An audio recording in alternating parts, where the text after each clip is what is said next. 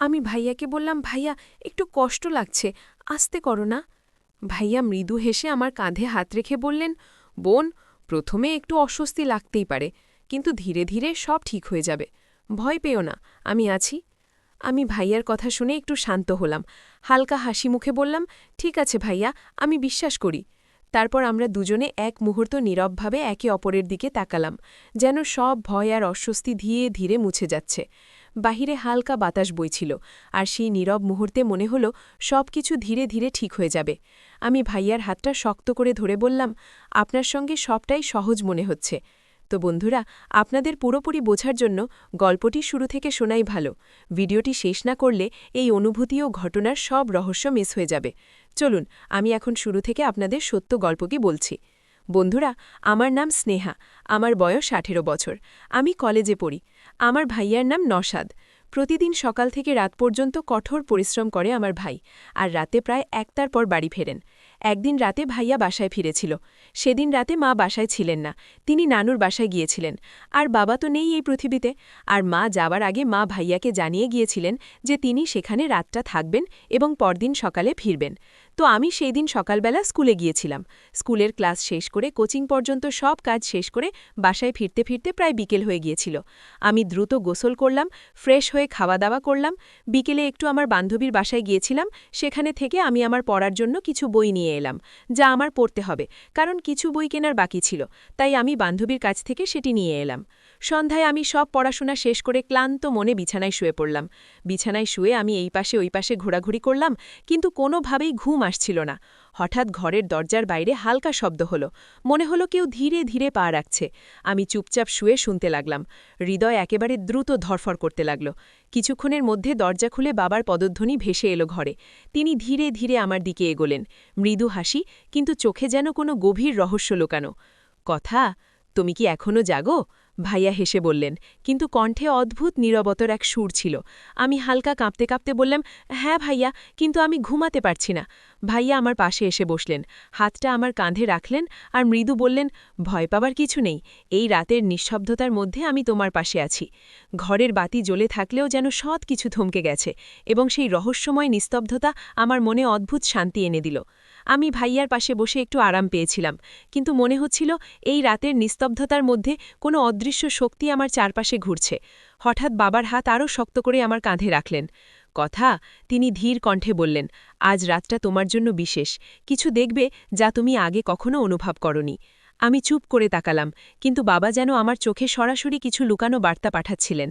ঘরের হালকা বাতি ফ্লেকার করল, আর জানালার বাইরে হঠাৎ বাতাসের ফিসফিস শব্দ বেজে উঠল, যা শুধু হাওয়া নয়, মনে হচ্ছিল কোনো অদৃশ্য কেউ আমাদের দিকে তাকিয়ে আছে।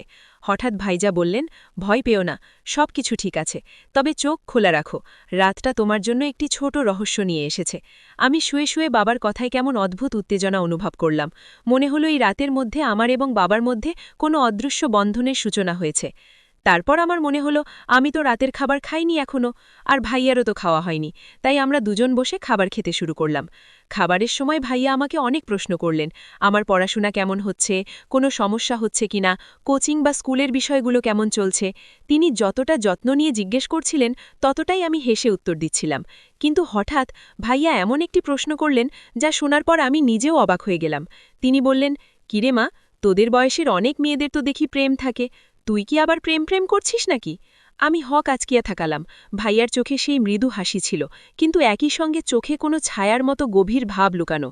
মনে হচ্ছিল এই প্রশ্নের মধ্যে শুধু কৌতূহল নয়, বরং ভাইয়ার অভিজ্ঞতার ছোঁয়াও আছে। আমি তখন বললাম, ভাইয়া, আমি এগুলো এখন নিয়ে ভাবছি না, আমি কখনো এগুলো করব না, তোমরা যেটা ভালো মনে করবে আমি সেটা করব। কিন্তু বাবা আমাকে এমন একটি কথা বললেন, যা শোনার পর আমার পায়ের তলা থেকে যেন মাটি সরে গেল। তিনি ধীর কণ্ঠে বললেন, হ্যাঁ, এগুলো তো করতেই পারিস, এটা স্বাভাবিক বিষয়, এই বয়সে আমরা কত কিছু করেছি, তুই তো হয়তোবা এগুলোর একটিও করিসনি। আমি মুহূর্তের জন্য হতবাক হয়ে তাকালাম। ভাইয়ার চোখে মৃদু হাসি ছিল, কিন্তু সেই হাসির আড়ালে যেন কোনো অভিজ্ঞতার গভীরতার ছায়া লুকানো। মনে হলো এই কথার মধ্যে শুধু সততা নয়, বাবা চাইছেন আমাকে ভয় ছাড়া জীবনকে বোঝার এক শিক্ষা দেওয়ার। ঘরটা নিঃশব্দ, শুধু আমাদের শ্বাস-প্রশ্বাসের শব্দ ভেসে আসছিল। সেই রাত যেন হঠাৎ আরও গভীর, আরও রহস্যময় হয়ে উঠল। হঠাৎ বাবা তার আসনের থেকে উঠে এসে আমার পাশে বসলেন। আমরা আগে টেবিলে বসে খাবার খাচ্ছিলাম, কিন্তু এখন ভাইয়া আমার পাশেই চলে এলেন। আমাদের মধ্যে এত ঘনিষ্ঠতা, যেন একেবারে অনুভূতিতে ভরা। বাবা পাশে বসে আমার সাথে কাছাকাছি থেকে খাবার খেতে লাগলেন। ধীরে ধীরে আমরা দুজনেই খাবার শেষ করলাম, আর সেই সময় ঘরের নিঃশব্দতা যেন আরও গভীর হয়ে উঠল। যখনই বাবার খাবার শেষ হয়ে গেল, তিনি হঠাৎ আমার কানের কাছে এসে ফিসফিস করে বললেন, আজকে তো তোর মা বাসায় নেই, আমার তো রাতে পা ব্যথা করছে, তুই কি আমাকে পা টিপে দিবি? না হলে তো আমি রাতে ঘুমাতে পারবো না। আমি একটু চমকে উঠলাম। ভাইয়া এতটা নরম কণ্ঠে বলছেন, আর সেই ফিসফিস শোনার সঙ্গে সঙ্গে মনে হলো ঘরের নিস্তব্ধতা আরও গভীর হয়ে গেছে। আমি হেসে বললাম, ঠিক আছে বাবা, আমি টিপে দিব। আমি তখন ভাইয়াকে বললাম, বাবা, আমার একটু পড়া বাকি রয়েছে, আমি এই ছোট্ট পড়াশোনাটা শেষ করে তোমার রুমে এসে তোমাকে পা টিপে দিব, ঠিক আছে? তারপর তুমি ঘুমাতে পারবে। বাবা হেসে বললেন, ঠিক আছে কথা, তুই শেষ কর, তারপর আসবি।